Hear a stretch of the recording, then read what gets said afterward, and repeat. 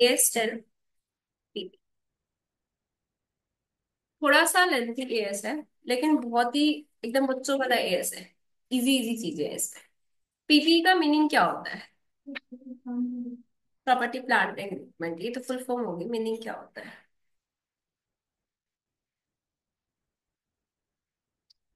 जिसको हम सेल के लिए यूज नहीं करते, प्रोडक्शन के लिए। जिसको हम सेल नहीं करते, प्रोडक्शन के लिए यूज करते हैं। इन्वेंट्री और पीपी में डिफरेंस बताया था, क्या होता है? इन्वेंटरी नहीं होती ना, बस और सेल होती है, लेकिन आगे प्रोडक्शन यूज करने के लिए। इन्वेंट्री सेल के लिए होती है और पीपी यूज करने के लिए होती है, ठीक है। जैसे हमने एएस2 की डेफिनेशन, इन्वेंट्री की डेफिनेशन फर्स्ट लाइन पढ़ी थी, assets held for sale in the ordinary course of business. और पीपी की इसमें आप डेफिनेशन पढ़ोगे ना, assets held for use in the ordinary course of business. इसको अभी नोट्स ओपन करते हैं। विदिका, आपके पास नोट्स नहीं होंगे ना? No ma'am. ओके, मैं आपको प्रोवाइड कर देती हूँ, व्हाट्सएप कर दो।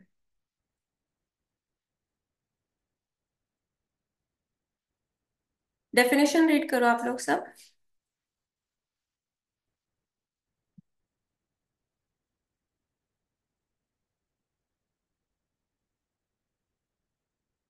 मैं बोला PP are tangible items that are helpful use in production of supply of goods और सर्विसेज। मतलब कि ये बेचने के लिए नहीं होते, ये यूज करने के लिए होता है। प्रोडक्शन और सप्लाई ऑफ गुड्स और सर्विसेज, और फॉर रेंटल टू अदर्स, और फॉर एडमिनिस्ट्रेटिव पर्पस। मतलब इस एस को ना हमें कुछ पार्ट्स में पढ़ना है। सबसे पहले हम पढ़ेंगे मीनिंग ऑफ पीपी।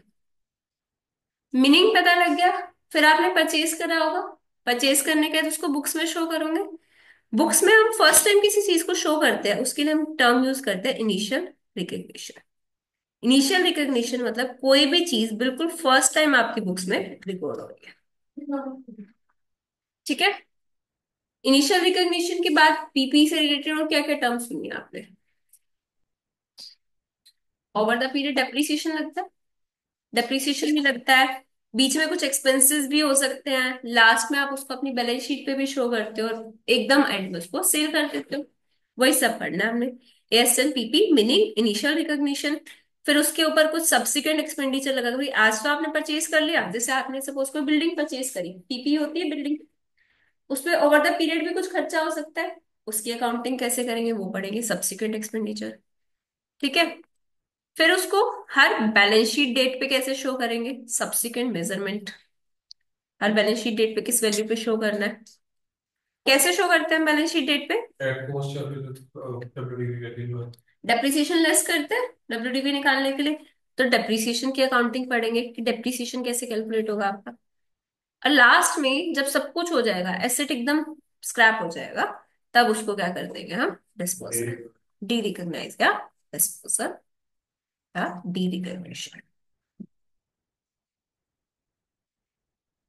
ठीक है। AS10 को हमें इन इन पार्ट्स में पढ़ना है। सबसे पहले हम पढ़ रहे हैं मीनिंग ऑफ पीपी।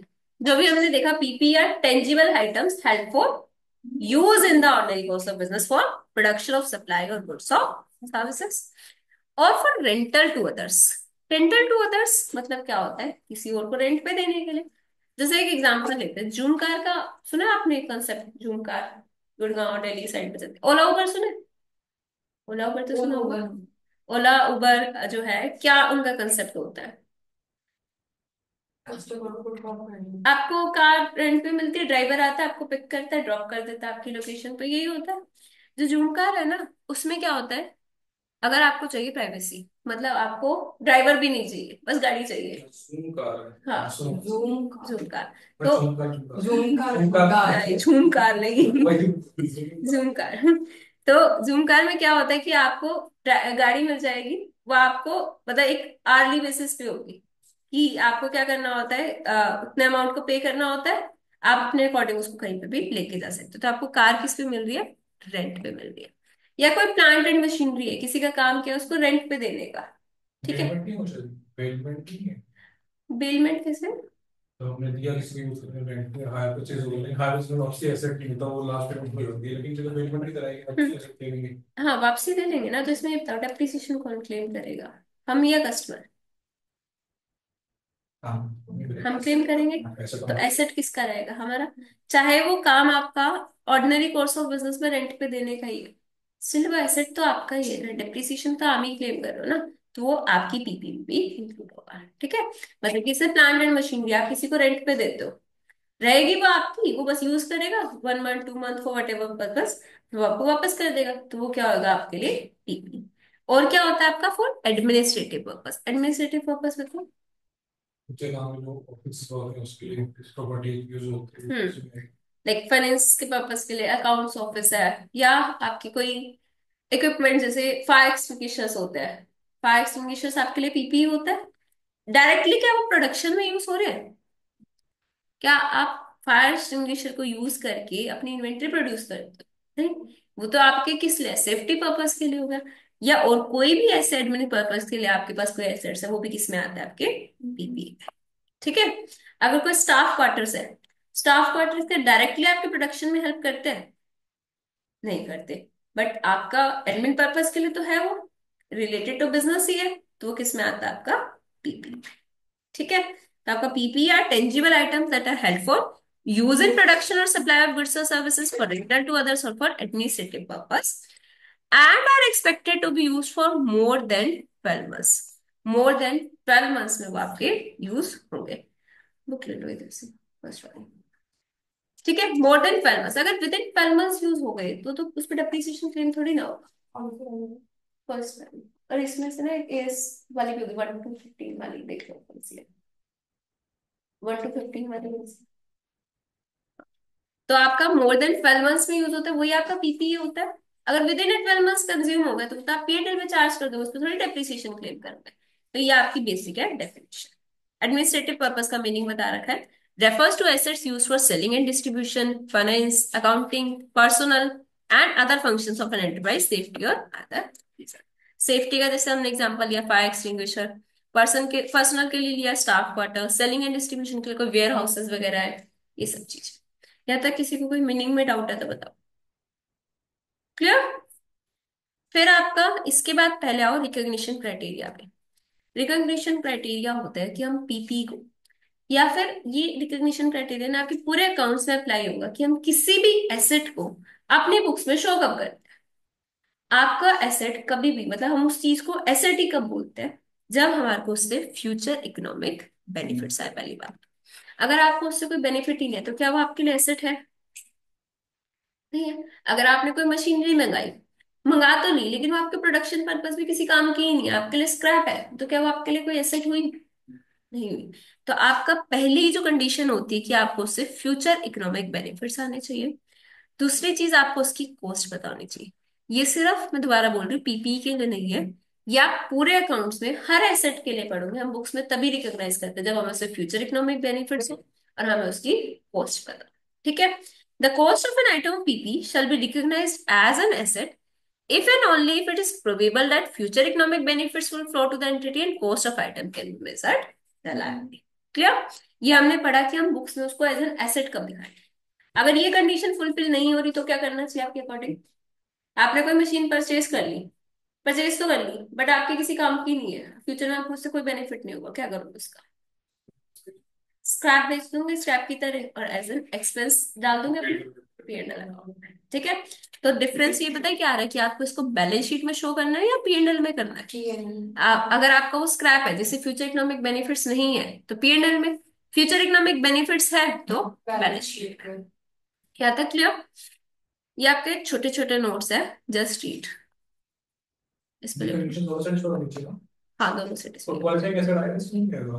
नहीं, क्वालिफाइड नॉन क्वालिफाइड की बात नहीं होती। अगर कोई आपने मशीन ली, सपोज 3 मंथ्स में ही बना दी, बना 3 मंथ्स में दी, यूज ज्यादा टाइम के लिए हो रही है, हमें तो यूज देखना ना कितने सालों की हो मतलब पुट टू यूज या फिर जो था दो चीज ना पुट टू यूज रही है। देखो, एक चीज होती है आपकी, ये आपने एसेट बनाना स्टार्ट करा 1 अप्रैल 2023 को, कंप्लीट ही आपका 30 जून 2023 को ही होगा, लेकिन यहाँ से ये यूज होएगा नेक्स्ट 5 इयर्स के लिए। ठीक है। अब आप जो पूछ रहे हो A16 क्वालिफाइंग एसेट, तो ये नहीं है क्योंकि ये सब्सटेंशियल पीरियड में नहीं बना, विद इन 3 मंथ्स बनेगा। लेकिन यूज तो ये 5 इयर्स के लिए हो रहा है, कॉस्ट भी हमें इसकी पता होगी, फ्यूचर इकोनॉमिक बेनिफिट्स भी है, तो हम इसका एज अ पीपी रिकॉग्नाइज करेंगे। बट इस पे अगर कोई इंटरेस्ट कॉस्ट लगी है तो उसको कैपिटलाइज नहीं करेंगे। कैपिटलाइज नहीं करेंगे। नहीं करेंगे। ठीक है, वो तो A16 कवर कर रहा है, तो वहां पे वो A16 कवर कर रहा है तो करें। अभी कुछ जस्ट रीड वाले नोट्स है, जैसे अगर कोई इंडिविजुअल इनसिग्निफिकेंट आइटम्स उनको मर्ज कर सकते हो, जैसे मोबाइल टूल्स डाइस, अलग अलग पीपी दिखाने की जगह एक साथ लिख दो। और कुछ आपके स्पेयर, ये नोट हमने AS2 में भी पढ़ा था ऐसा, spare part, stand by equipment and servicing equipment shall be considered as PP if it meets the definition of PP, otherwise it shall be considered as AS2 inventory. हमने उसमें याद है पढ़ा था कि stand by equipment, servicing equipments, अगर वो PP की डेफिनेशन मीट करता तो पीपी, और विद इन 12 मंथ्स कंज्यूम हो गए तो इन्वेंट्री। अगर कोई छोटे मोटे स्क्रूज है विद इन 12 मंथ्स कंज्यूम हो जाएंगे, इन्वेंट्री। अगर कोई ऐसी आइटम है जो मोर देन 12 मंथ्स में कंज्यूम होगी। An enterprise may decide to expense an item which could otherwise have been included as PP because the amount of expenditure is not material। वगैरह कोई ऐसा एक्सपेंडिचर है ना जो आप पीपी मान सकते हो, मतलब आपको फ्यूचर इकोनॉमिक बेनिफिट्स भी हो रहा है, मोर देन 12 मंथ्स भी होंगे, फिर भी एंटरप्राइज उसको एज एन एक्सपेंस दिखा सकती है क्योंकि उसका एक्सपेंडिचर मटेरियल नहीं है। जैसे स्क्रू ड्राइवर, आपका स्क्रू ड्राइवर के विद इन 12 मंथ्स खराब हो जाता है, नहीं होता, फ्यूचर इकोनॉमिक बेनिफिट्स भी आते हैं, बट क्या आप उस पे हर साल 10-20 रुपए का डिप्रिसिएशन चार्ज करोगे? इतना इनसिग्निफिकेंट अमाउंट नहीं, तो आप उसको एज एन एक्सपेंस चार्ज कर सकते हो P&L अकाउंट में। कैलकुलेटर है, 200-300 रुपए का आता है, यूज तो कितने साल होते हैं, मेरा सीपीटी वाला कैलकुलेटर है, सीए बने भी 2 साल हो गए ठीक है, तो क्या मैं इस पे हर साल 20-20, 30-30 रुपए का डिप्रिसिएशन चार्ज करूंगी? नहीं, इसका एज एन एक्सपेंस P&L में शो कर देंगे। क्लियर? अब ये कह रहे हैं रिकग्निशन क्राइटेरिया आपको कब कब लगाना है, कब कब आप चेक करोगे कि आपने जो भी खर्चा करा उसको बैलेंस शीट में एज एन एसेट दिखाया या P&L में एज एन एक्सपेंस दिखाया। एक तो इनिशियली जब आपने एसेट को एक्वायर या कंस्ट्रक्ट करा है, दूसरा इन फ्यूचर उस पर कोई भी एक्सपेंडिचर करा है, तो आपको ये हम टॉपिक आगे ना पढ़ेंगे भी, ये वाला टॉपिक आएगा आपका, treatment of subsequent cost. In future कोई कॉस्ट लगे उसका क्या करना है, कैपिटलाइज करनी है या P&L। ठीक है, it depends on what type of cost you have incurred. यहाँ तक किसी को कोई भी डाउट है तो बताओ। विधिका समझ आ रहा है आपको? हाँ। ओके, अब हमारा सबसे पहला टॉपिक हो गया मीनिंग और इनिशियल रिकॉग्निशन, दो टॉपिक्स हो गए हमारे। हमने पहले डेफिनेशन देखी, PP are tangible items held for use in production और प्रोडक्शन ऑफ गुड्स और सप्लाई ऑफ सर्विसेज और फॉर रेंटल टू अदर्स और administrative purpose and are expected to be used for more than 12 months। Initial recognition हम कब करते हैं as an asset?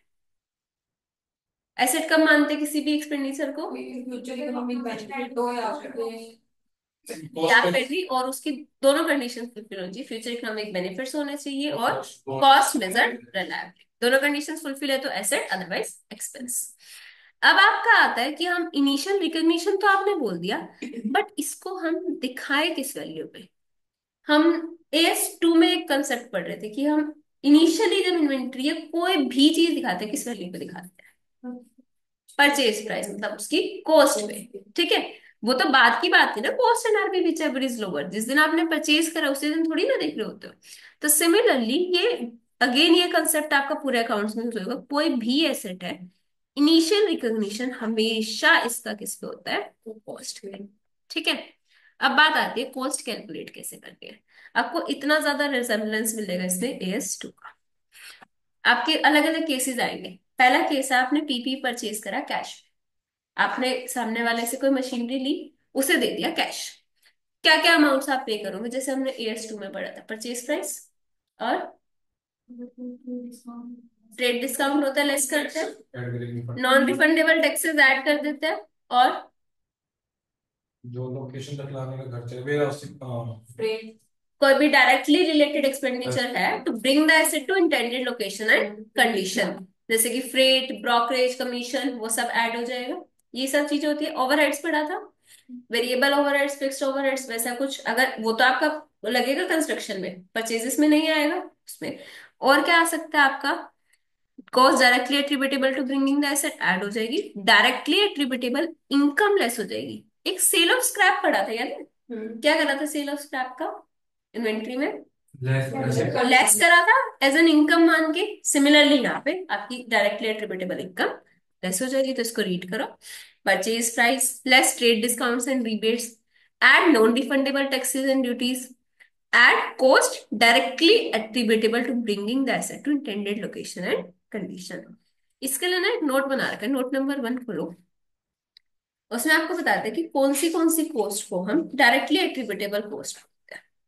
सबसे पहली आपकी cost of employ benefits arising directly from construction और एक्विजिशन ऑफ पीपी। कोई आपकी एम्प्लॉय बेनिफिट कॉस्ट है, जैसे हमने बोला ये सप्लायर का गोडाउन था, ये हमारी लोकेशन है, यहां तक आपका सामान लाने के लिए एक सुपरवाइजर की कॉस्ट लगी, ठीक है, या फिर यहां से सामान उतारने में कोई लेबर लगी, तो डायरेक्टली रिलेटेड है वो, ऑब्वियसली है, तो उसकी कॉस्ट ऐड हो जाएगी।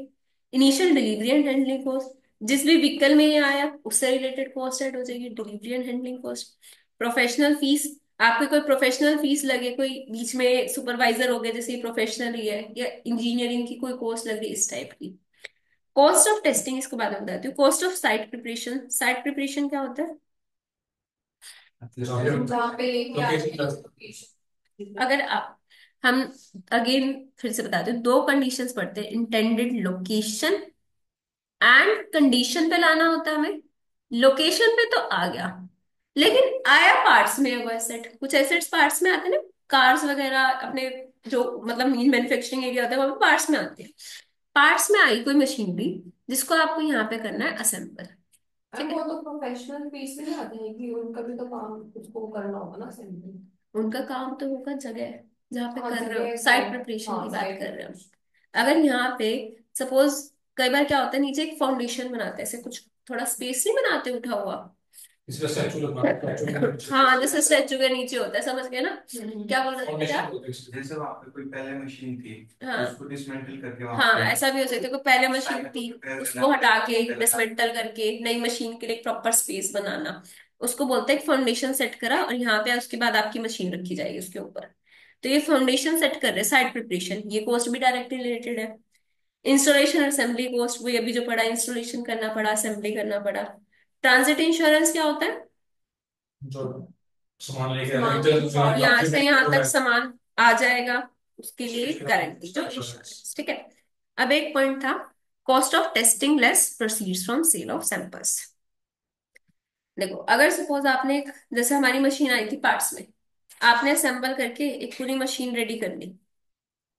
अब वो मशीन क्या करती थी, 1 लाख यूनिट्स वो प्रोड्यूस कर सकती है, उसकी कैपेसिटी है 1 लाख यूनिट्स प्रोड्यूस करने की। अभी आपने असेंबल करी है, क्या आपको 101% ट्रस्ट आपने सही असेंबल करी होगी? कोई छोटी मोटी गलती रह सकती है, नहीं रह सकती? रह सकती है। कोई स्क्रू ढंग से नहीं लगा, कुछ ढंग से कोई पार्ट आपने गलत लगा दिया, कुछ भी हो सकता है। 1 लाख यूनिट्स के लिए सपोज आपको 50,000 kg ऑफ रॉ मटेरियल डालना था, तो क्या आप पूरा का पूरा डाल के चेक करोगे कि मशीन सही असेंबल हुई है या नहीं हुई है? कितने लाखों का मटेरियल होगा, आपका तो बहुत लॉस हो जाएगा।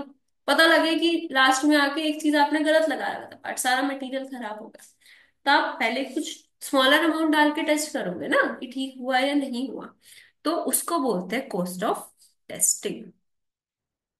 कि आपने अगर सपोज 50,000 नहीं, सिर्फ 50 kg ऑफ रॉ मटेरियल डाल के टेस्ट करा, कि हम चेक करते हैं मशीन सही से काम कर रही है या नहीं कर रही, तो ये 50 kg ऑफ रॉ मटेरियल की कॉस्ट लगी होगी, इसको ऑपरेट करने की लेबर कॉस्ट लगी होगी, कुछ इलेक्ट्रिसिटी या जो भी आपके एक्सपेंसेस लगे होंगे, टोटल कॉस्ट तो आपकी आ जाएगी कॉस्ट ऑफ टेस्टिंग। अब इससे आपका कुछ मटेरियल प्रोड्यूस हुआ होगा, अगर आपने सही असेंबल करी होगी तो कुछ ना कुछ मटेरियल प्रोड्यूस हुआ, क्या आप उसको उठा के डस्टबिन में फेंक दोगे? नहीं। अगर सही बना तो कुछ तो कर सकते हो, मतलब या तो डोनेट कर दूंगे या 50% पे निकाल दूंगे, सैंपल की तरह दे दोगे। तो हो सकता है कोई चीज थी आपको उसको ₹100 में बेचना था, आपने एज अ सैंपल उसको सिर्फ ₹20 का दे दिया, तो 20 रुपए की इनकम तो आई ना आपको, तो उसको कॉस्ट ऑफ टेस्टिंग से लेस कर देते हैं, लेस सेल ऑफ प्रोसीड्स। आपकी आ जाएगी नेट कॉस्ट, क्या लगी, टेस्टिंग, ठीक है। वो भी आपकी डायरेक्टली एट्रीब्यूटेबल एक्सपेंडिचर में ऐड हो जाती है। रीजन बीइंग, अगर आप ये एक्सपेंस नहीं करते तो वो एसेट इंटेंडेड कंडीशन में आ ही नहीं पाता, तभी आपको वो 1 लाख यूनिट्स प्रोड्यूस करने के लिए रेडी ही नहीं हो पाता, क्योंकि आप कभी इतना रिस्क तो लोगे नहीं कि सीधा सारा मटेरियल डालता, आपको टेस्ट तो करना पड़ेगा। तो ये सारे थे आपके डायरेक्टली रिलेटेड एक्सपेंडिचर्स। कोई डाउट यहाँ तक क्लियर? उसके बाद आपके एक इसमें पॉइंट था, डायरेक्टली एट्रीब्यूटेबल इनकम, जैसे हमने बोला सेल ऑफ स्क्रैप, वो तो लेस हो जाएगी। कभी कभी ना वो आपको इनडायरेक्ट इनकम भी देगा, जैसे आपको एक इनकम बता दी, जो जनरली आपको क्वेश्चंस में मिल जाएगी। जैसे सपोज ये स्पेस था, राइट। अभी यहाँ पे आप एक एसेट बना रहे हो, कंस्ट्रक्ट कर रहे हो, और ये वाला सारा स्पेस खाली पड़ा है। काफी बहुत बड़ा सा स्पेस था, पूरी सोसाइटी टाइप बन रही है। आपने सोचा ये स्पेस खाली पड़ा है, क्यों ना यहाँ पे ना शेड लगा के इसको कार पार्किंग की तरह दे दे, रेंट पे।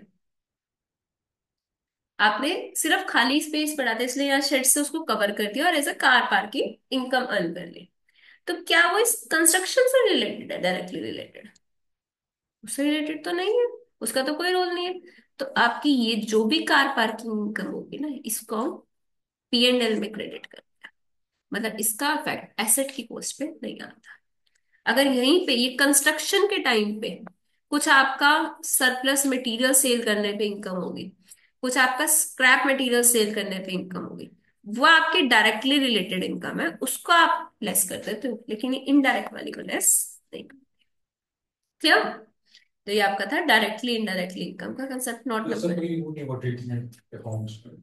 अकाउंट्स पे होगा ना, ये P&L। यस्टरडे इस दिन में नहीं होगा, एसेट पे इग्नोर उसका। करेंगे इसको, अगर क्वेश्चन किया हाँ, उसको इग्नोर करेंगे, नोट डाला। तो directly attributable income, example scrap material on demolition in case of redevelopment, adjust from cost of PP. Not directly attributable income, example car parking rental income, recognize in statement of P&L। ठीक है। Fourth note देखो ma'am कुछ। PP के case में scrap material कौन सा होगा?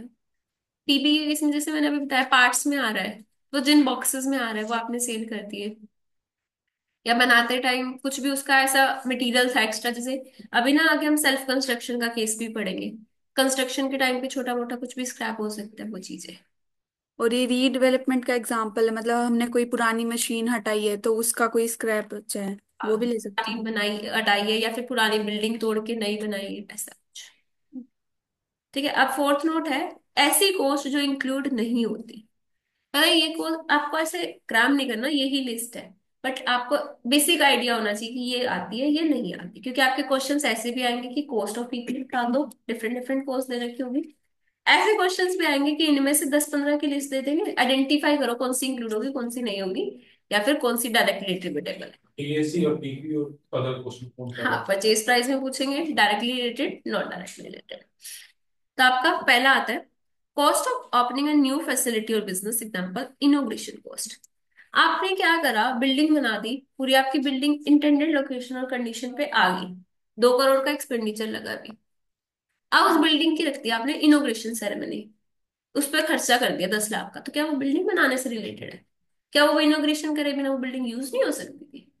सकती थी, इंटेंडेड कंडीशन में तो थी। वो तो आपने अपनी एडवर्टीजमेंट करी है, और हमने पढ़ा था सेलिंग एंड एडमिनिस्ट्रेशन कॉस्ट कहाँ पे जाता है, एडवर्टाइजमेंट की कॉस्ट ये P&L अकाउंट में। ठीक है। Cost of introducing a new product और सर्विस, एडवर्टाइजमेंट कॉस्ट आ गई, फिर से कहाँ पे जाएगी, ये P&L अकाउंट में। ये वही है जो वो था like, जब टेस्टिंग वाला सैंपल प्रोडक्ट। सैंपल वाला नहीं, उसके बाद आप कुछ न्यू प्रोडक्ट को जैसे प्रमोशन कर रहे हो, पैम्पलेट्स डिस्ट्रीब्यूट कर रहे हो। सैंपल उसको टेस्ट कर लिया, फिर हम मार्केट में उतार रहे हैं, अब उसकी पता एडवर्टाइजमेंट है, है। एक बार जब आपने फर्स्ट टाइम टेस्टिंग कर ली, आपको पता चल गया आपकी मशीन ठीक है, आप उसके बाद भी सैंपल्स डिस्ट्रीब्यूट कर रहे हो, वो एडवर्टीज। मैम जैसे किसी को फ्री में दे देते हैं यूज करके बताओ हाँ, कुछ भी। वही ना, तो वो आपकी हो जाएंगी P&L। Cost of conducting business in new location और with a new class of customer including cost of staff training. अगर आपने क्या करा, अपना बिजनेस यहाँ से बंद करके नई बिल्डिंग जाकर खोल दी अंडमान निकोबार में, ठीक है। वहां के स्टाफ, वहां पे आपके स्टाफ को वहां की लैंग्वेज नहीं आती, आप लैंग्वेज सिखा दो, तो क्या वो उस एसेट से रिलेटेड कॉस्ट है, किसी भी तरीके से रिलेटेड है? या फिर आपके वहां का काम करने का तरीका सिखा रहे हो, वो क्या एसेट से रिलेटेड है या बिजनेस रन करने की कॉस्ट है? बिजनेस बिजनेस रन करने की, बट ऑब्वियस तो वो P&L हो जाएगा, आपका एसेट में इंक्लूड नहीं होगा। स्टाफ ट्रेनिंग कॉस्ट हो जाएगी वो आपकी। कॉस्ट ऑफ रिलोकेटिंग और रिओर्गेनाइजिंग पार्ट और all of the operations of an enterprise. अगर आपने अपना बिजनेस एक जगह से बंद करके दूसरी जगह पे ट्रांसफर कर दिया, तो क्या वो आपकी कैपिटलाइज होनी चाहिए P&L में? रिलोकेशन कॉस्ट एक P&L।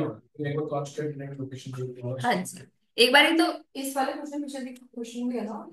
हाँ, इस टॉपिक से एक नहीं, बहुत सारे क्वेश्चन है। शुरू में ऑलमोस्ट बहुत सारे आपके हैं, 7-8 क्वेश्चन, 10 क्वेश्चन इसी टॉपिक से है। फिर है कॉस्ट ऑफ रिलोकेटिंग रिओर्गेनाइजिंग हो गया, एडमिनिस्ट्रेशन एंड जनरल ओवरहेड्स पता है, कॉस्ट पीपी का पार्ट नहीं बनते। हाँ, आपका आता है ये 2 words, initial operating losses such as those incurred while demand for output of an item builds up. मुस्कान, इसका क्या मीनिंग होगा?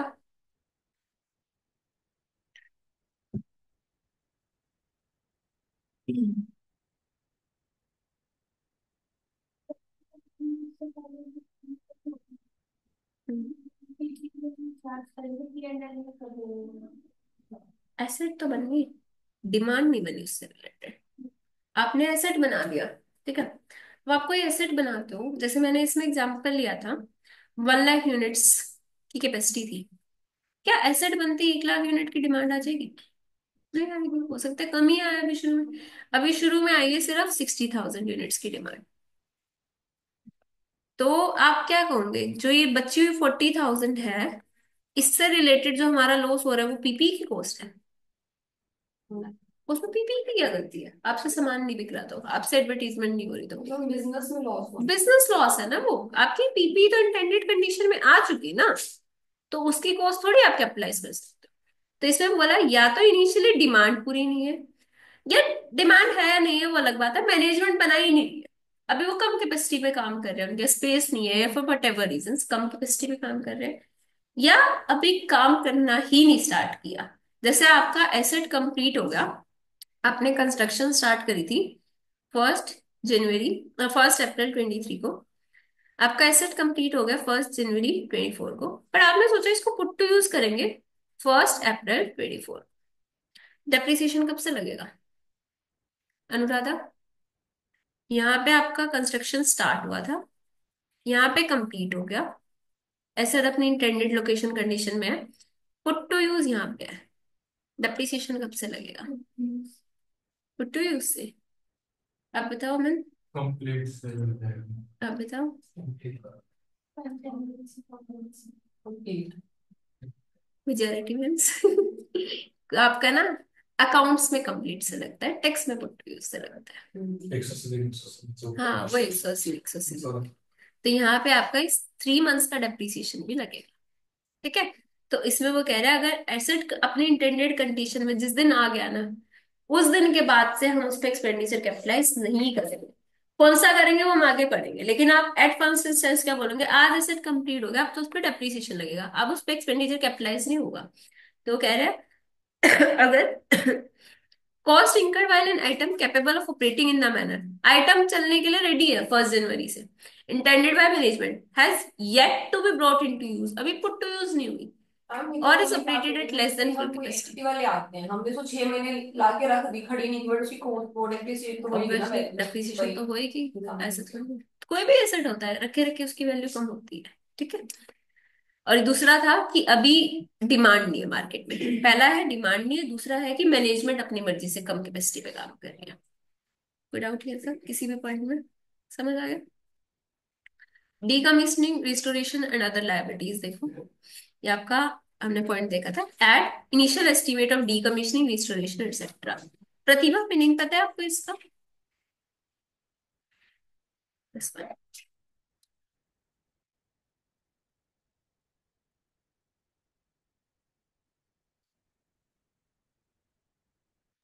जो हम रीडेवलपमेंट करते हैं शायद उससे रिलेटेड होगा, मतलब पुराने एसेट को हटा के।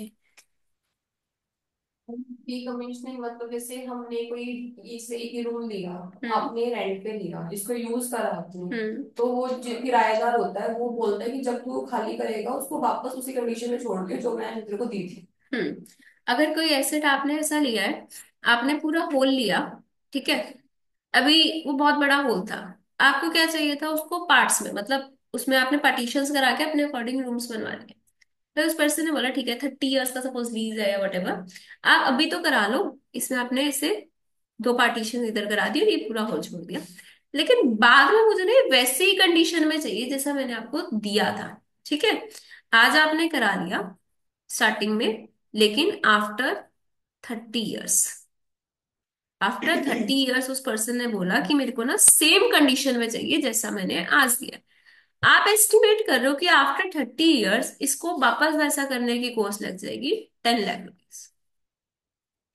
आज आपने एसेट लिया, उसको अपने अकॉर्डिंग एडजस्ट करा लिया, ये रूम्स वगैरह बना लिए, अब आपको पता है कि 30 साल बाद इसको वापस मेरे को पहले वाली कंडीशन में लाना है, उसमें आप एस्टिमेट करो 10 लाख की कॉस्ट लगेगी। पहली बात तो पीपी से रिलेटेड तो है, वो इंटेंडेड कंडीशन में लाने के लिए वो कॉस्ट लगी थी। बट इसको ठीक करने की कॉस्ट आज के दिन पर लग रही है या 30 साल बाद लग रही है? 20 साल बाद तो आप 30 साल बाद के 10 लाख रुपए को क्या आज पूरा 10 लाख ऐड कर सकते हो? प्रेजेंट उसकी प्रेजेंट वैल्यू निकालोगे, ठीक है। इसको आप क्या कर दोगे, डिस्काउंट कर दोगे 30 ईयर्स के लिए। जो भी इसकी प्रेजेंट वैल्यू होगी ना, वो एसेट में ऐड होगी। बाकी ओवर द पीरियड जो भी आपका एक्सपेंस लग रहा है वो है इंटरेस्ट की कॉस्ट, वो जाएगी आपकी पीएनएल में, ठीक है। अभी इस टॉपिक में आपको इतना ही समझने के लिए है, क्योंकि आपसे ना ये डिस्काउंटिंग करवाता ना कुछ, आपको सिर्फ प्रेजेंट वैल्यू दे रखी होगी, आपको वो ऐड करना है। तो मैम प्रेजेंट वैल्यू दे निकालनी पड़ती है ना। कई बार दे भी रखेगा, मतलब प्रेजेंट वैल्यू फैक्टर करके निकालना है बस, आपसे हर साल का इंटरेस्ट तो बिल्कुल नहीं निकलवाएगा। वो तो नॉर्मल चीज है, वो तो बहुत क्वेश्चन में आएगी प्रेजेंट वैल्यू निकालने। ठीक है, समझ आ रहा है? तनिष्का समझ आ रहा है?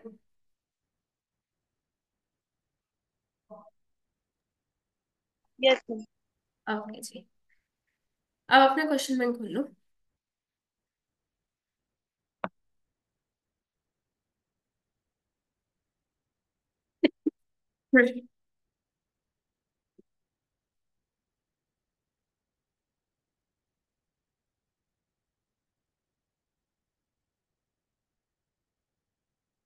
फर्स्ट और सेकंड क्वेश्चन दोनों होमवर्क लिख लो, बिल्कुल बेसिक क्वेश्चन है। फर्स्ट और फर्स्ट थिंग हाँ जी, थर्ड पे आ जाओ।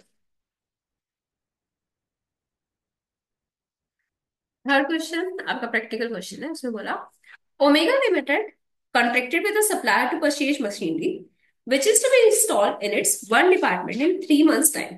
Special foundations were required for the machinery which were to be prepared within the supply lead time. आपको 3 महीने लगेंगे इस मशीन को बनाने में। The cost of site preparation and laying foundation were 1,40,000. These activities were supervised by a technician during the entire period who is employed for this purpose at 45,000 per month. The machine was purchased at rupees 1 crore 58 lakhs and 50,000 transportation charges were incurred to bring the machine to factory site. Architect appoint किया है 30,000 पे. You are required to ascertain the amount at which machinery shall be capitalized. Calculator निकालो सारे फटाफट, cost इसकी calculate करो।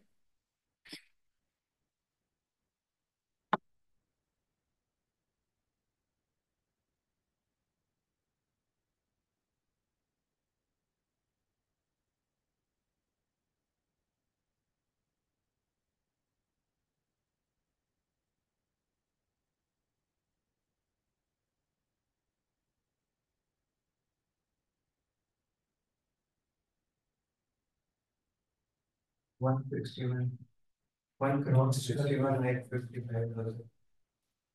हाँ जी, आप लोगों को क्या है? दीदी लास्ट थर्ड से ऐड के लिए होना नहीं चाहिए। थर्ड का लास्ट में वो सुपरवाइज करते हैं। Supervise machinery installation intended condition में लाने के लिए लगा ना, इंस्टॉल ही नहीं होगी तो यूज कैसे करोगे? इसलिए ये दो वर्ड्स अपने माइंड में बिठा लो, इंटेंडेड लोकेशन और कंडीशन। मैम ये 1 crore 65 lakh 60 आ रही है। कैसे, क्या क्या ऐड कर दिया आपने? 90,000 और प्लस वन। नहीं, उसकी ज्यादा आ रही, 1 crore 65 लाख आ रही 5 है। lakh कुछ ज्यादा ऐड कर दिया, क्या ऐड कर दिया? अच्छा हाँ मैंने 12 का ले लिया हाँ। तो उससे आप लोगों की सबकी आ गई, ये अमाउंट आ रहा है सबका? बेसिक सा क्वेश्चन था, ठीक है। इसके आगे क्वेश्चन बहुत सिंपल सिंपल है। Fourth question homework, fifth homework,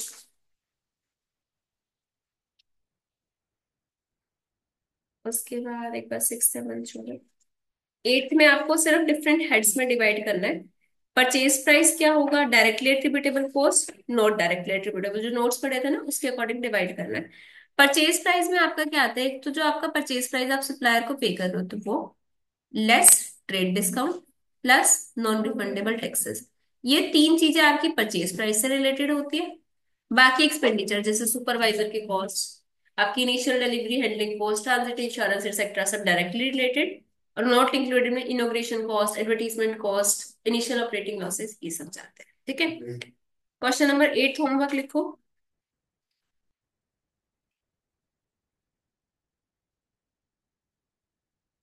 ninth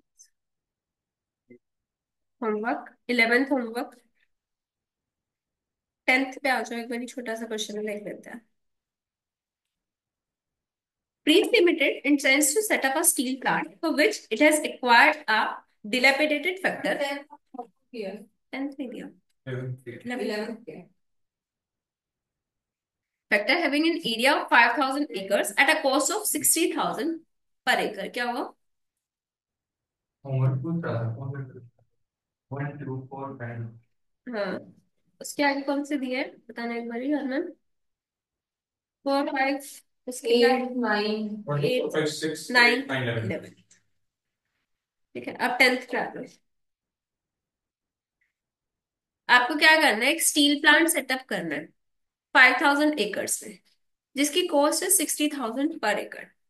Preet limited has incurred 1.10 crores on demolishing the old factory building thereon। पुरानी बिल्डिंग हटाने में, जो पहले बनी हुई थी उसको हटाने में 1.1 की कॉस्ट लगी। A sum of 63 lakhs including 5% GST was realized from sale of material।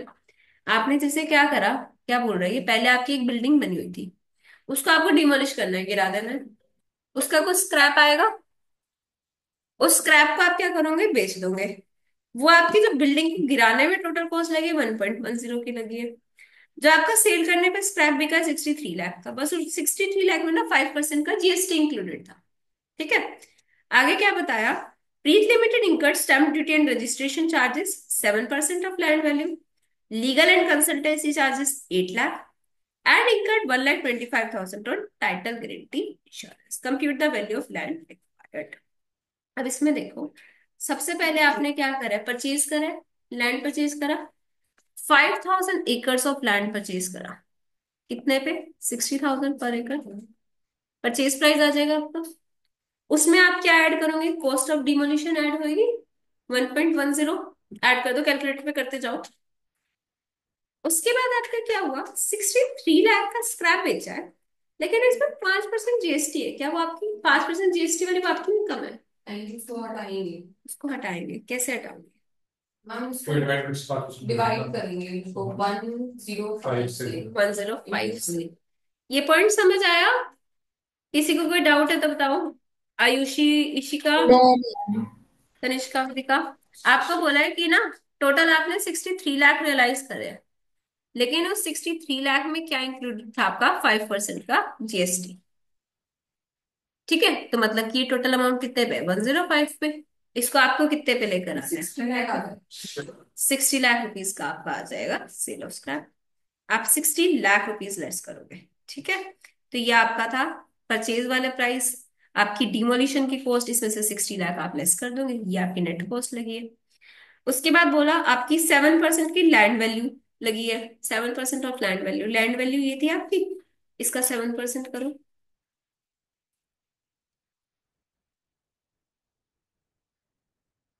हाँ 7%। 2 करोड़ 10 लाख। 2 करोड़ 10 लाख, मतलब 210 आ जाएगा आपका। उसके बाद बोला paid legal and consultancy charges 8 lakh, वो आ जाएंगे आपके legal and consultancy charges for land acquisition. And 1,25,000 title guarantee, और वो भी ऐड हो जाएगा। टाइटल गारंटी इंश्योरेंस पता है क्या होता है?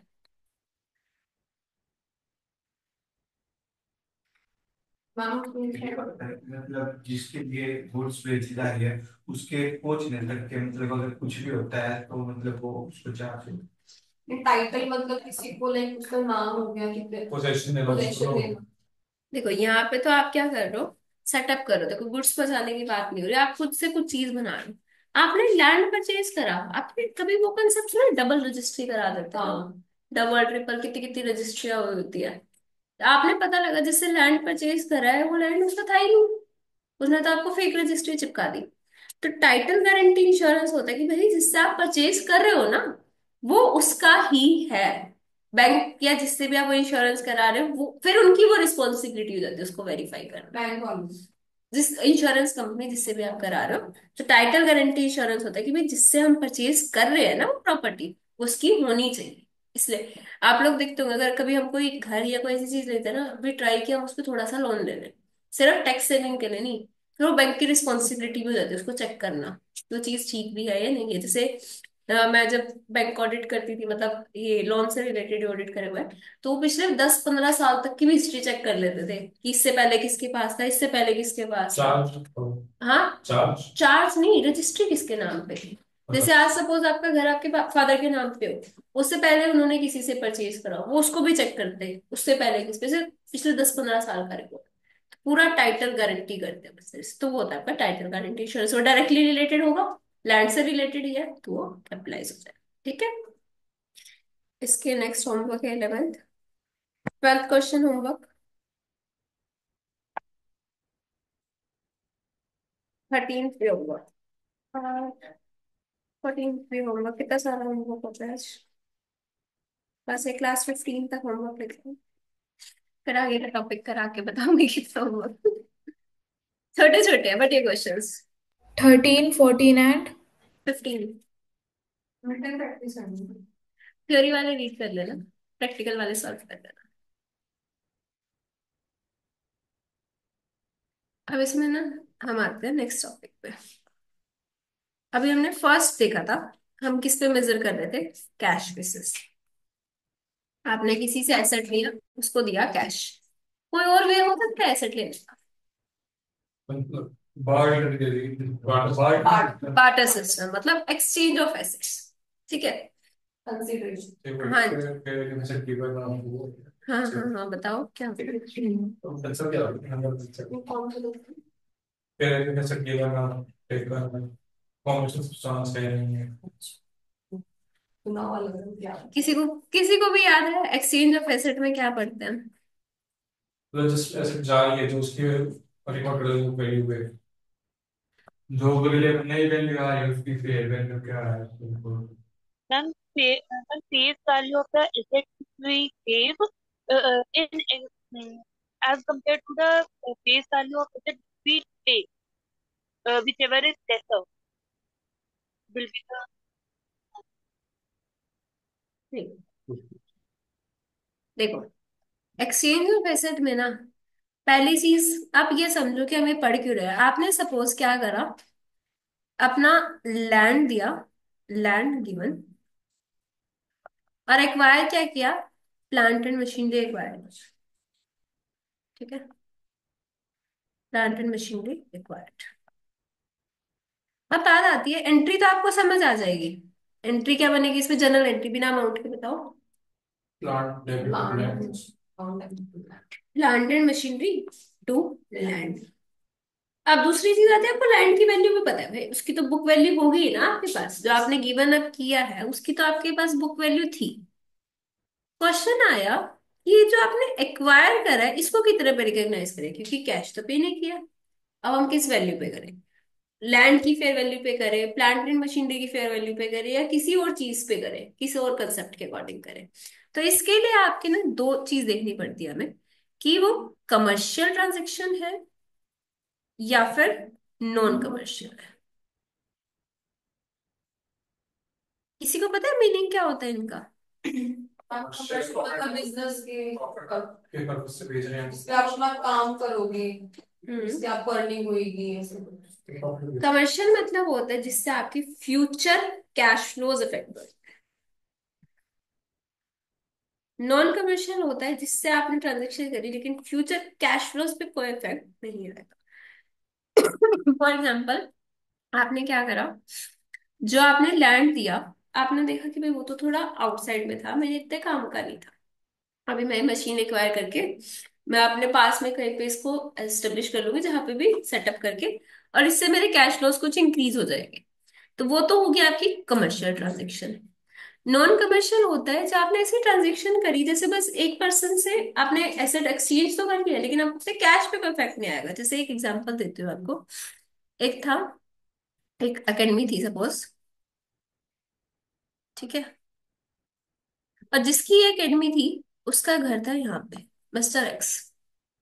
दूसरा एक पर्सन था, उसकी एकेडमी 2 थी, बट उसका घर था यहाँ पे, मिस्टर वाई।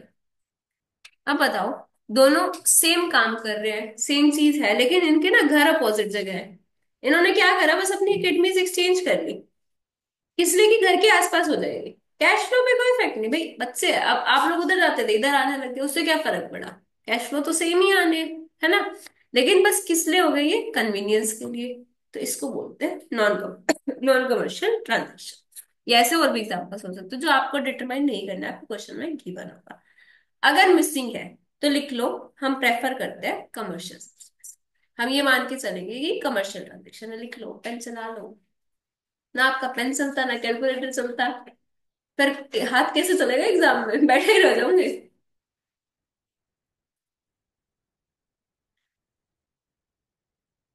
So लिखो, if no information is given, assume commercial transaction.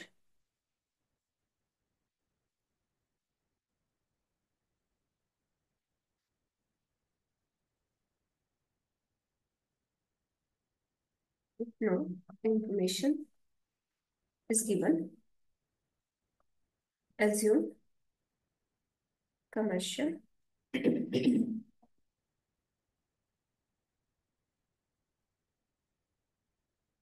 क्योंकि आप इन शॉर्ट देखो, वैसे प्रैक्टिकली भी देखो, तो अगर आपने कोई एक्सचेंज करे तो कहीं ना कहीं अपने पर्पस, अपने प्रॉफिट के लिए ही करा होगा ना। ये तो बहुत रेयर सिचुएशन होती है कि कैश पे कोई इफेक्ट नहीं आएगा। तो हम क्या मान के चलते हैं? Commercial transaction. अब बात आती है, चलो आइडेंटिफाई हो गया कमर्शियल है या नॉन कमर्शियल। क्वेश्चन तो अभी भी रह गया कि हम प्लांट एंड मशीनरी को किस वैल्यू पे रिकॉग्नाइज करें।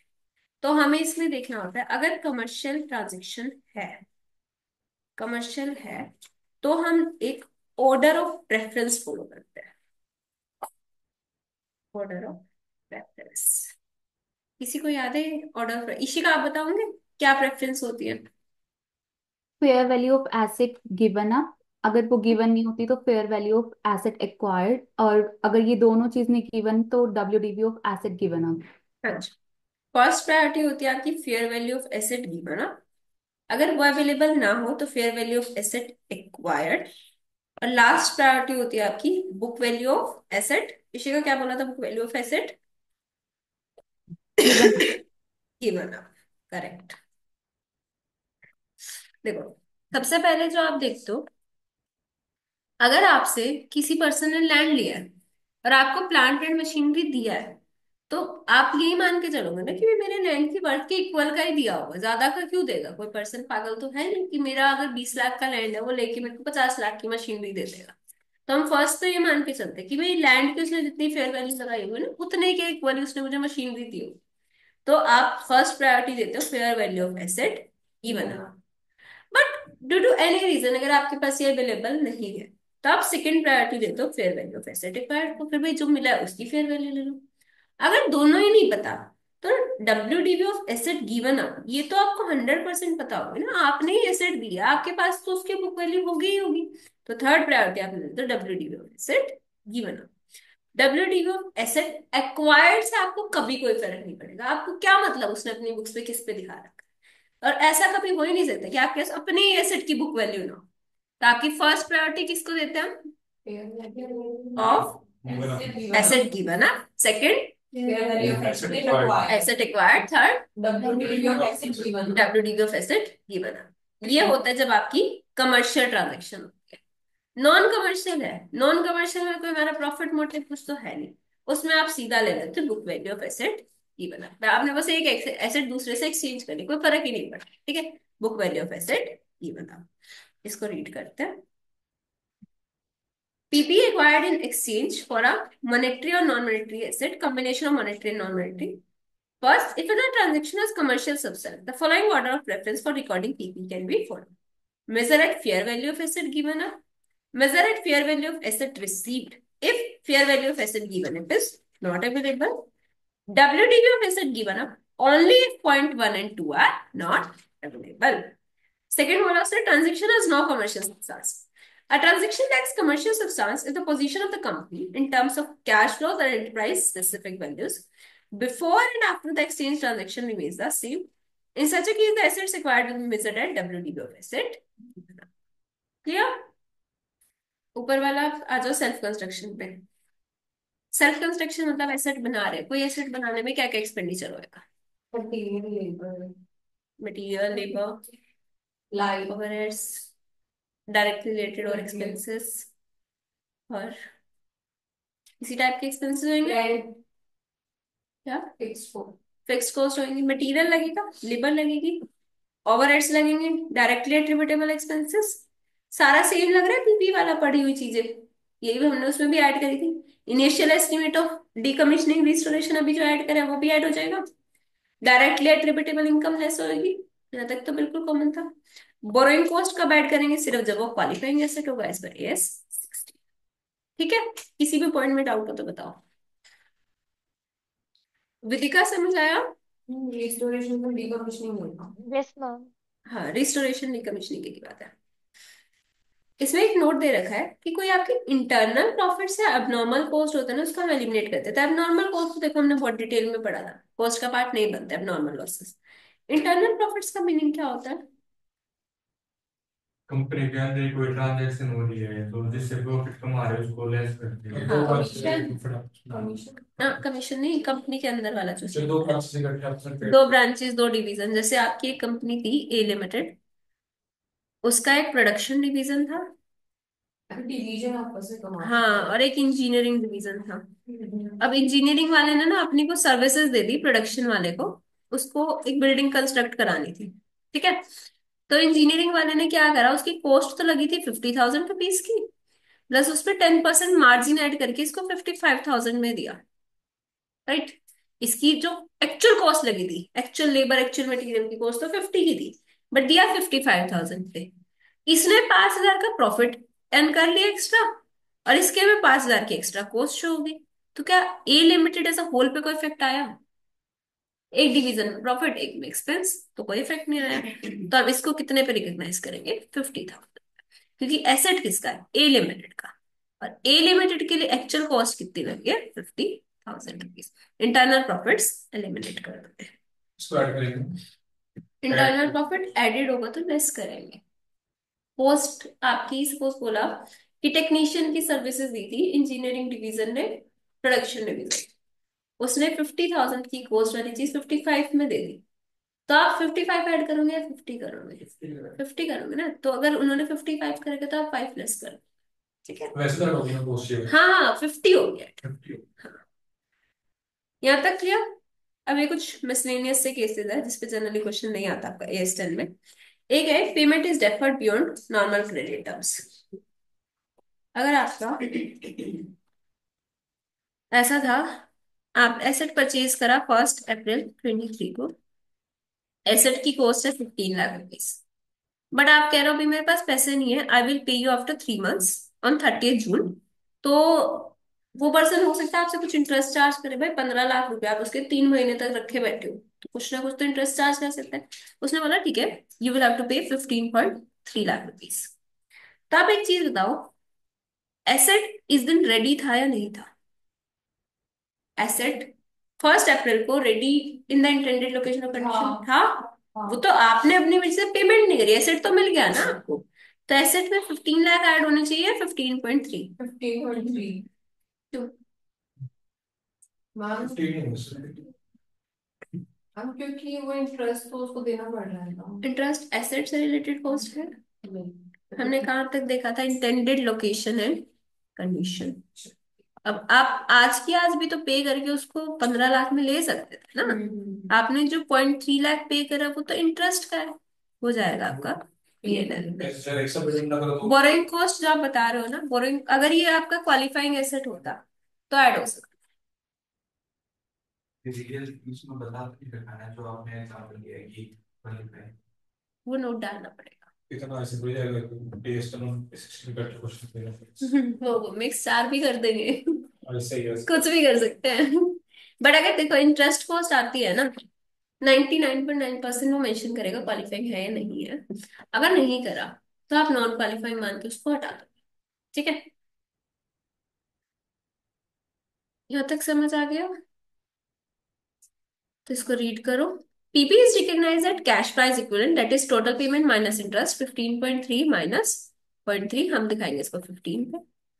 Interest expense is recognised in P&L over the period of credit unless such interest is capitalised in accordance with AS 60।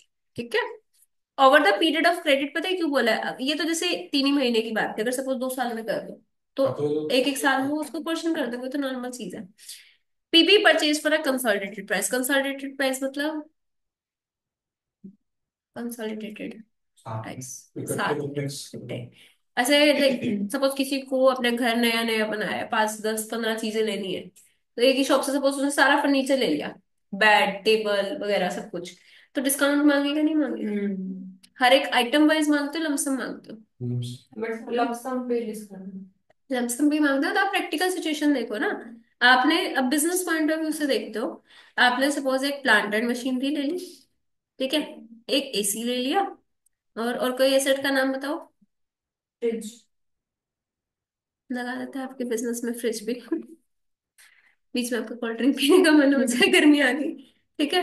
Plant and machinery थी आपकी सपोज 5 लाख रुपीज की, ये था आपका 0.8 लैक्स का, और फ्रिज मान लेते हैं 0.5 लैक्स का।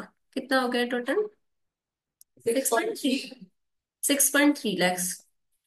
तो अब आप 0.3 पे अटक जाओगे, हम तो नहीं देते। सब ऊपर के राउंड ऑफ पे ही जाते हैं, 6 में ही लगा लो, ऐसा ऐसा।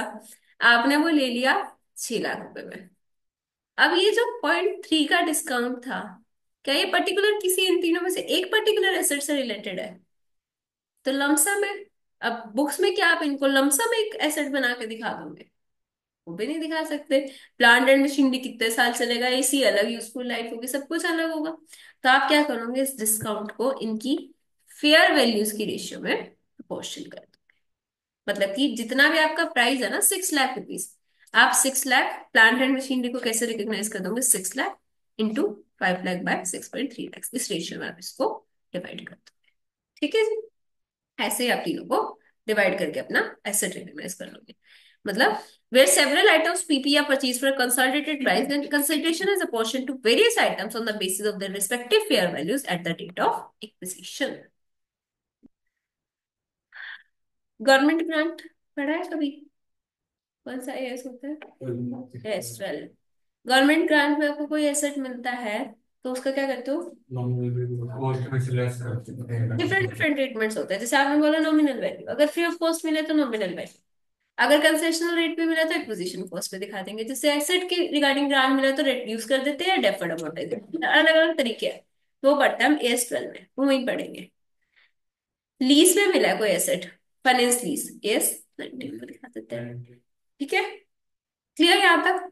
इसके दो क्वेश्चन है आपके। क्वेश्चन नंबर 6 पे आ जाओ।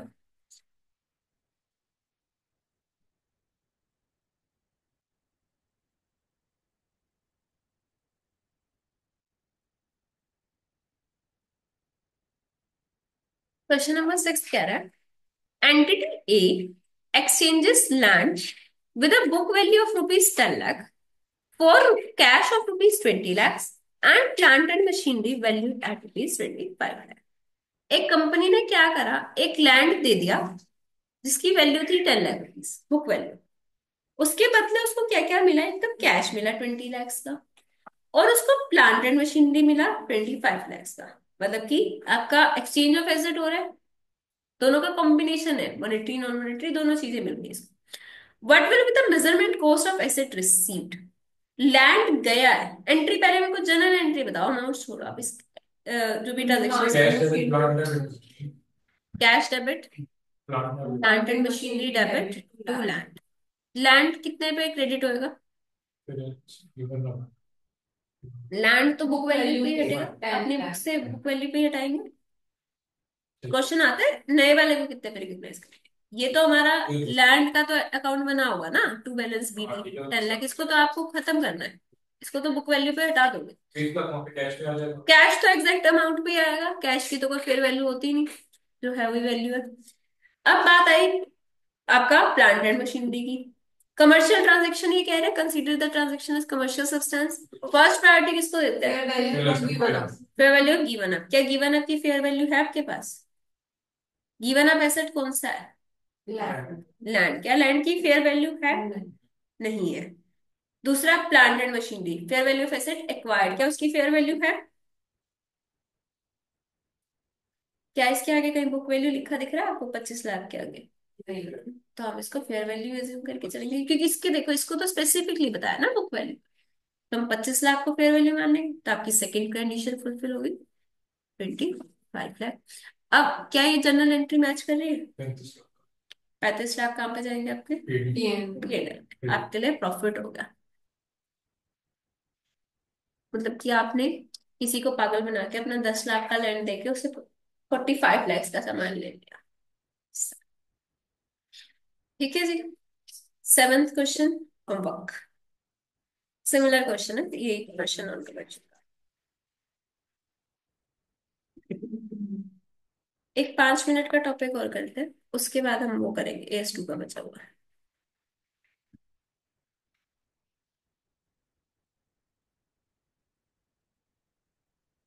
Treatment of subsequent cost. Subsequent cost क्या होती है? बाद में लगने वाली है। बाद में लगने वाली कॉस्ट। आज आपने अपना एसेट रिकॉग्नाइज कर लिया, जो भी कॉस्ट आ रही थी उस पर उस एसेट को शो कर दिया। अब ऐसा थोड़ी ना होता है कि एक बार एसेट बन गया उस पर दोबारा कभी कोई कॉस्ट लग ही नहीं सकती। रिपेयर मेंटेनेंस लग सकती है, पार्ट करके स्टोरेज, पार्ट का रिप्लेसमेंट, स्टोरेज कैसे? कहीं के गोडाउन में अगर स्टोर करना है उस एसेट पे क्या कॉस्ट है? एसेट की तो नहीं है। और क्या कॉस्ट लग सकती है एसेट?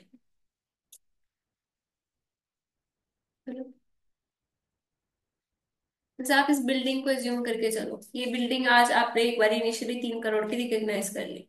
अब इस बिल्डिंग पे और क्या खर्चा हो सकता है इन फ्यूचर?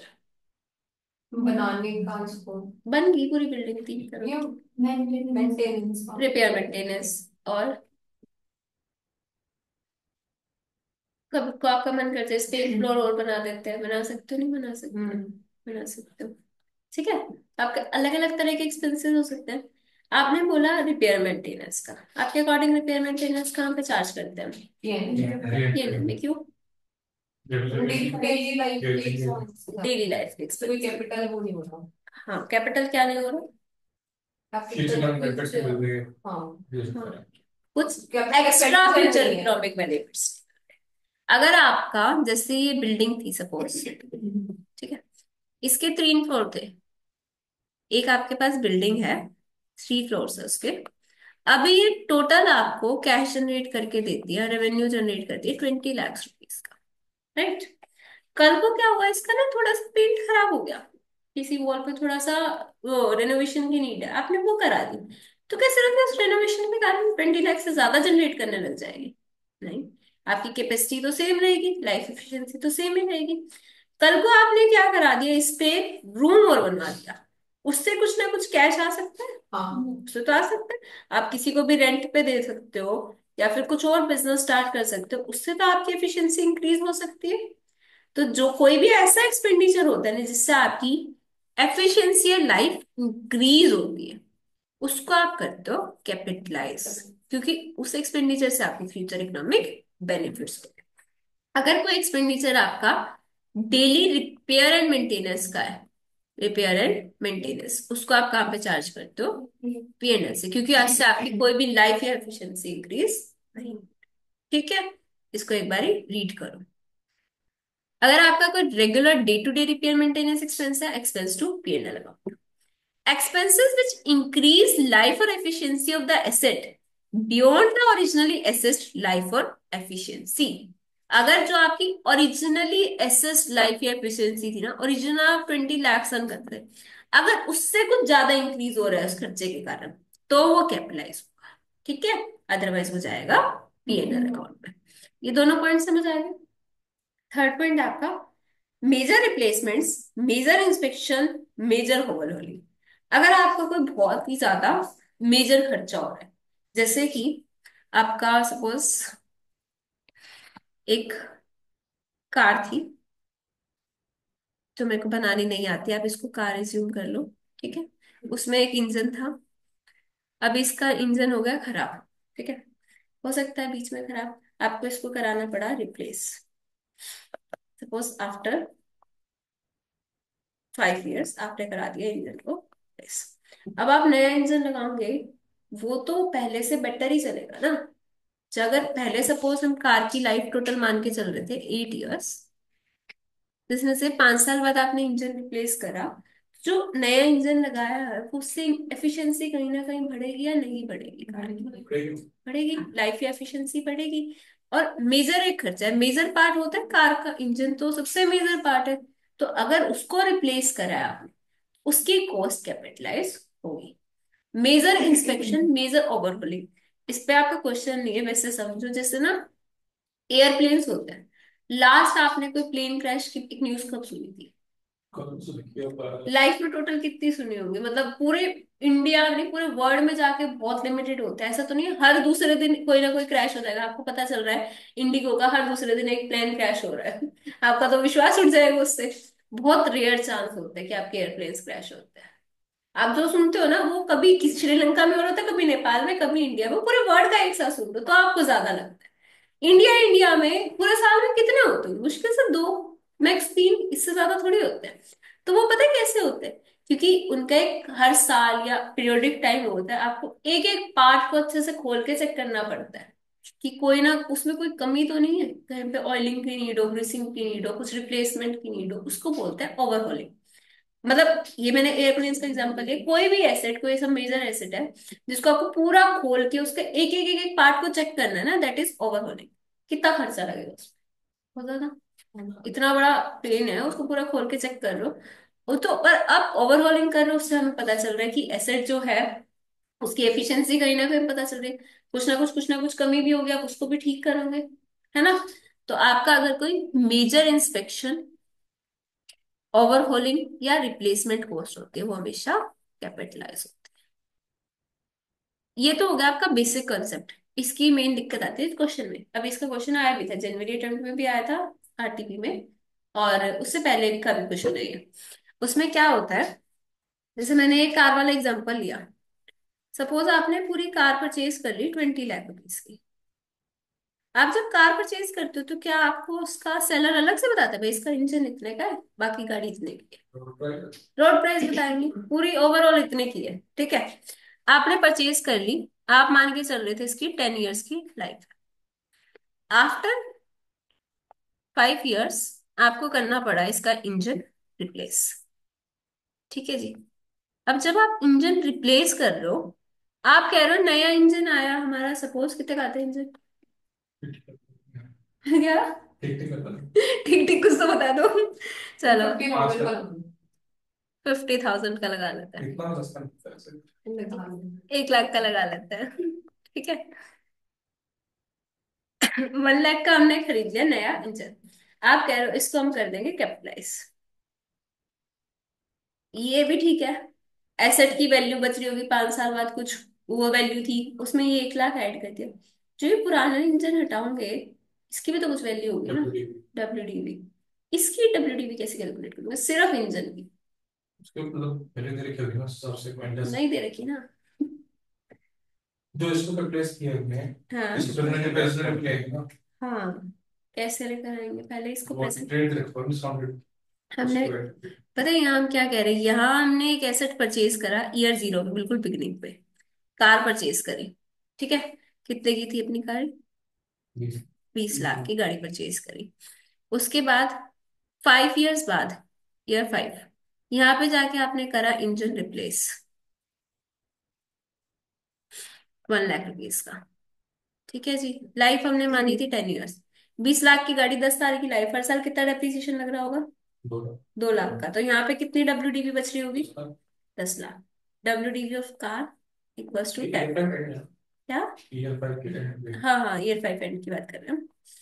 10 लाख की डब्ल्यूडीवी बच रही थी, ये 10 लाख में 1 लाख जोड़ देंगे, 11 लाख।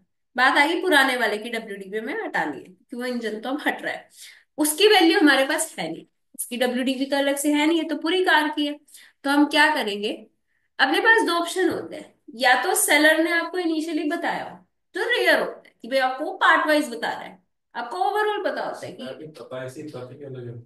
आईसीआई तो कभी नहीं बताएगा, उसको तो निकलवाना है आपसे और उसको तो सप्लायर को पता होगा तब भी नहीं बताएगा तो आपको ये नहीं पता, आपको पूरी कार की वैल्यू पता है, वो कह रहे हैं भाई इसमें से इंजन की निकाल के बताओ। तो आप क्या करोगे, आपके पास कोई ऑप्शन नहीं है। आप ये कहोगे कि आज जो इंजन परचेज करा है, ये मान लेते हैं कि ये ही 5 साल पहले परचेज करा होता तो कितने पे मिल जाता, है ना? तो उसके लिए हम क्या करेंगे, इसकी प्रेजेंट वैल्यू निकाल देंगे, सिर्फ ये इंजन वाली कॉस्ट की। कि हम सिर्फ इंजन मान रहे थे कि आज से 5 साल पहले परचेज करा हो तो कितने पे मिल जाता, जो भी आपको डिस्काउंट रेट दे रखा हो उसके अकॉर्डिंग निकाल देंगे इसकी प्रेजेंट वैल्यू। अब जो प्रेजेंट वैल्यू आएगी वो तो ईयर जीरो की है, हमें वैल्यू चाहिए ईयर 5 पे, तो यहाँ तक का लगा दो डेप्रिसिएशन। यहाँ तक के कंसेप्ट में किसी को दिक्कत है तो बताओ। आयुषी, इशिका, प्रतिभा, तनिष्का, विदिका। हाँ जी। हाँ हाँ सब क्लियर। क्लियर। तो ये वाला क्वेश्चन आपका बहुत इंपॉर्टेंट है, ये अभी आया था, आरटीपी में आया और उससे पहले भी आया है एक दो बार। तो आपको क्या करना है, आपको कार की डब्ल्यूडी आप इजीली निकाल लोगे, न्यू एसेट की वैल्यू तो आपको गिवन ही होगी। सिर्फ मेन डाउट आता है ओल्ड की, ओल्ड को पहले डिस्काउंट करके प्रेजेंट वैल्यू निकालो, फिर अब तक का डेप्रिसिएशन निकालो। इसमें गलती से आप जल्दी जल्दी में क्या करते हो, प्रेजेंट वैल्यू निकालते हो तो डेप्रिसिएशन लगाना भूल जाते हो। वो नहीं करना, दोनों स्टेप्स फॉलो करना है। तो इसका क्वेश्चन देखो।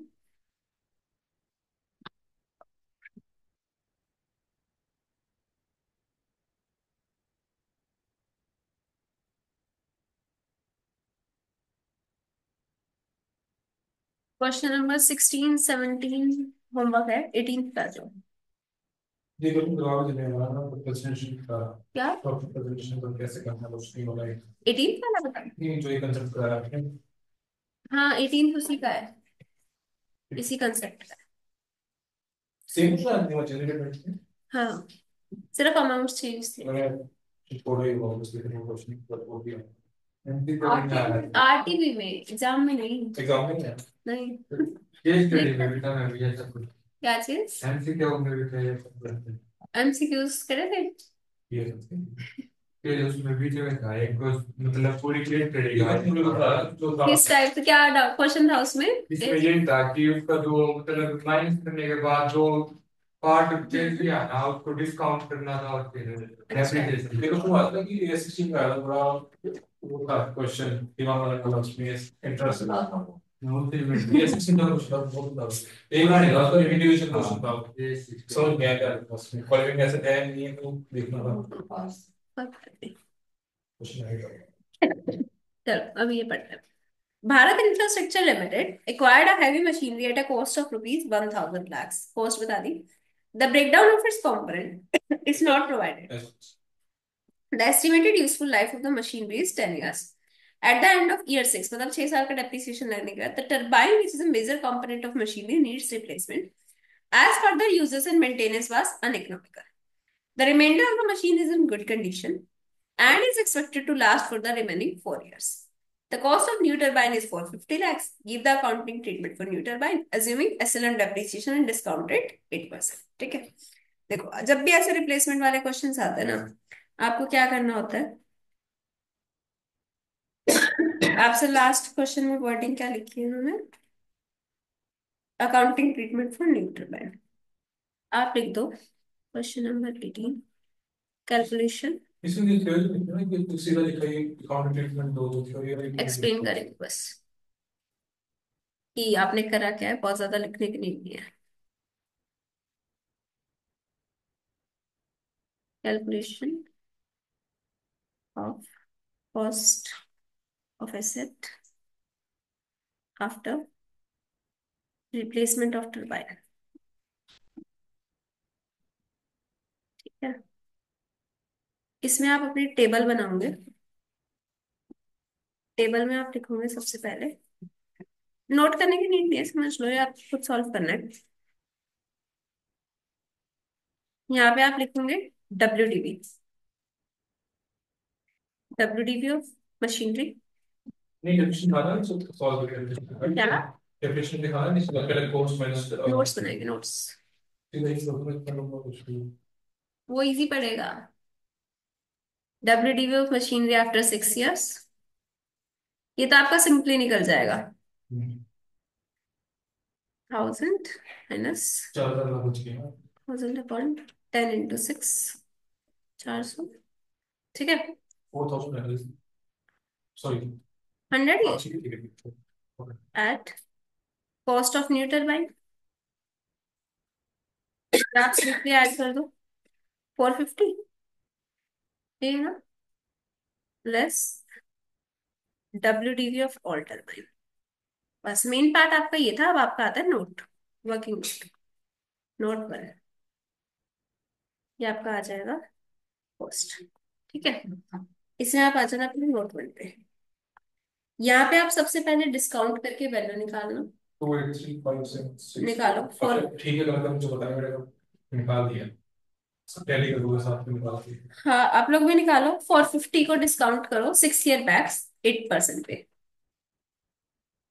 तो 83 का 57,653 देखो आप अगर किसी को डिस्काउंटिंग ना आती है, फॉर्मूला होता है इसका, क्या फॉर्मूला होता है फ्यूचर वैल्यू वाला? 1+R/100 वाला। फ्यूचर वैल्यू आपको पता है 450, प्रेजेंट वैल्यू निकालनी है। जो वेट करते हैं वही है, वही है, 283 सबका आ रहा है 283.58। तो मैं ऐसे करते ना 450 डिवाइड बाय 1.08 हाँ जी की पावर 6। पावर 6 यस, तो 283.57 मिलेगा। हाँ भाई, 0.57 और 0.58। कैलकुलेटर में जो जैसे 6 इयर्स किया मैंने तो उससे दो अब देखते हैं 7 डिवाइड की कैसे हाँ 2 बताता है क्या चीज है? ये चीज ऊपर जो नंबर अच्छा ये, हाँ, मल्टीप्लाई में एक कम मल्टीप्लाई लेते में होता हैं। है, डिवाइड में 2 होते हैं। हाँ तो सर काउंटिंग कर लोगे 1 2 3, वहां आप साथ साथ 50 हो करते भी जाओ, नहीं तो सेल्फ डाउट फाउंडेशन रहेगा। 9% को एनयूटी वाला। सबकी आ रही है वैल्यू? तनिष्का वैल्यू आ गई? Yes ma'am. Yes ma'am. किसी की नहीं आई हो तो बता दो, क्योंकि इंपॉर्टेंट है ये। 114.78 तो चाहिए वैल्यू आफ्टर 6 इयर्स। एक मिनट, यहाँ तक आ गई। उसके बाद आपको क्या लगाना है? डेप्रिसिएशन इस पर 6 इयर्स का 283.58। आप ये बताओ, इनिशियली आपने एस्टिमेट क्या करा था उसकी लाइफ? 10 इयर्स 10 इयर्स की, तो निकाल दो 10 इयर्स के अकॉर्डिंग डेप्रिसिएशन।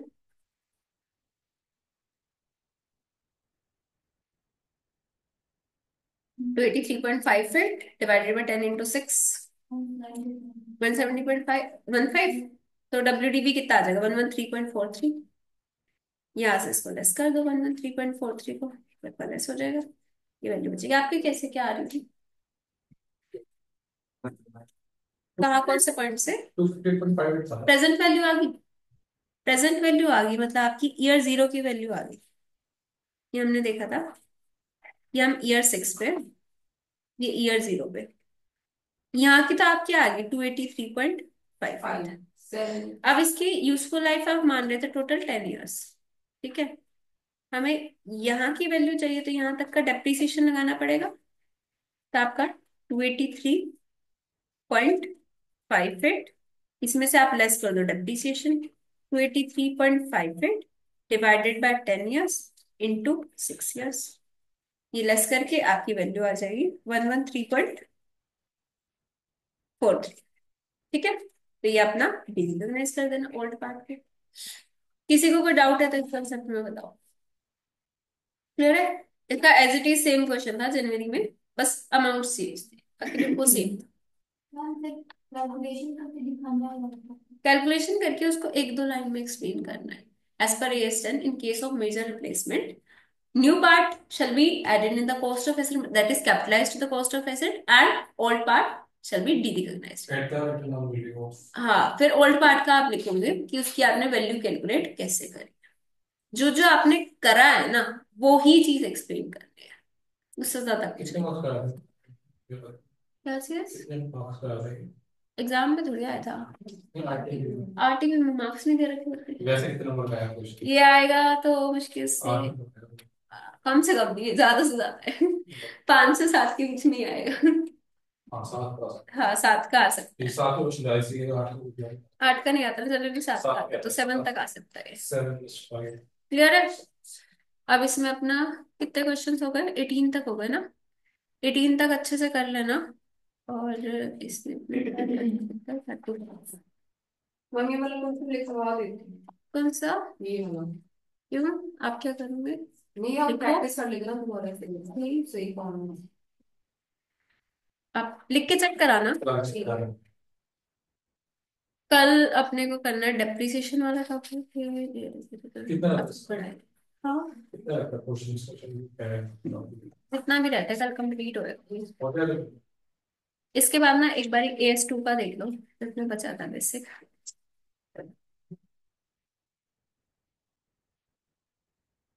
देखो एक तो AS2 का ना अपना एक छोटा सा टॉपिक बचा था कि कौन सी चीजें आपकी कोर्स का पार्ट नहीं बनती, वो कौन सा आपका AS2 किस पे एप्लीकेबल नहीं होता, वो चीज।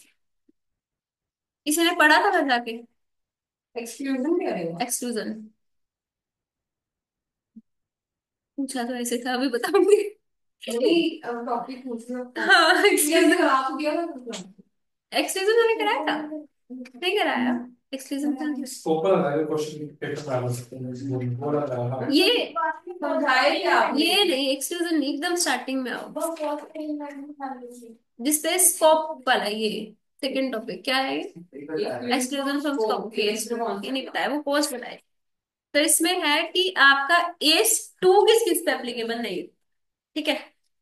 किसी को पता है किस पे नहीं होता? बाकी ऐसे अगर आपका एस सेवन के अकॉर्डिंग कोई वर्क इन प्रोग्रेस है, एस सेवन किस चीज का है? Construction contract. कंस्ट्रक्ट का। हाँ शेयर्स जी, वगैरह। शेयर्स वगैरह अभी तो कंस्ट्रक्शन पे रहो। एस सेवन आपका है कंस्ट्रक्शन कॉन्ट्रैक्ट। कंस्ट्रक्शन कॉन्ट्रैक्ट में कोई बिल्डिंग वर्क इन प्रोग्रेस है आपका, है तो वो mean ordinary course of business, लेकिन वो वर्क इन प्रोग्रेस भी है, तो उसके लिए आपके पास एस सेवन है ना, तो वो उसके अकॉर्डिंग नहीं होगा। हाँ, अगर आपका कंस्ट्रक्शन में कोई रॉ मटेरियल पड़ा है, जैसे सीमेंट, ब्रिक्स, ऐसा कुछ है, तो आपका उस पे एस टू एप्लीकेबल होगा, लेकिन जो बिल्डिंग अंडर कंस्ट्रक्शन है उस पे एस सेवन एप्लीकेबल। ठीक है। दूसरा आपने बताया फाइनेंशियल इंस्ट्रूमेंट्स। फाइनेंशियल इंस्ट्रूमेंट्स क्या होते हैं? Shares shares,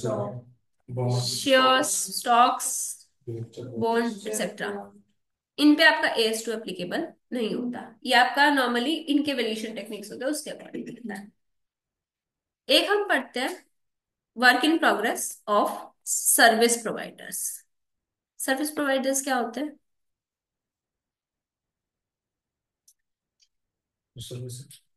example. Internet service. Consultancy और मेडिकल। टीचिंग की सर्विस, कंसल्टेंसी सर्विस, डॉक्टर की सर्विस, सीए की service.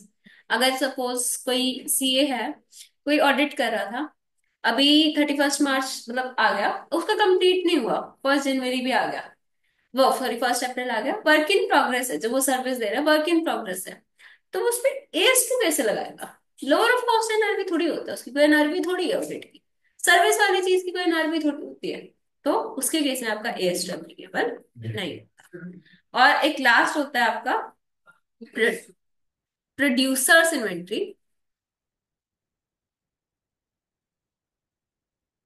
Of life stock, agriculture products etcetera.